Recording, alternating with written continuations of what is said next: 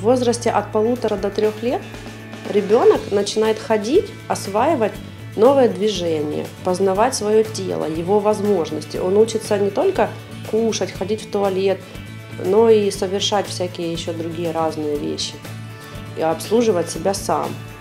Если в этот период ребенка поддерживают, ему помогают, его хвалят, он чувствует, что он личность, что он может самостоятельно совершать некие действия, и ему в этом помогают и поддерживают, у него формируется самостоятельность и автономность.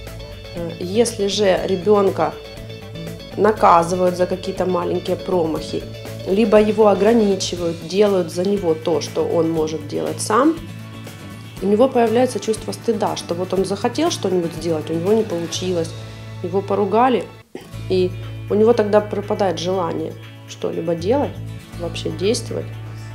У него не формируется автономность. То есть в этот период важно действие ребенка самостоятельное поощрять.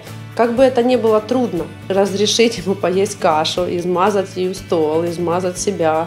Может быть, там и маму, папу, которые рядом. Но ребенок понимает, что он самостоятельно может что-либо сделать. Вот именно в этот период формируется самостоятельность. Для того, чтобы самостоятельность развивалась, можно привлекать ребенка к совместной деятельности. То есть просить его сделать те вещи, которые ему по силам. 3-летний ребенок, даже 2-летний, вполне способен принести какой-то предмет или разложить салфетки к обеду, ложки, например.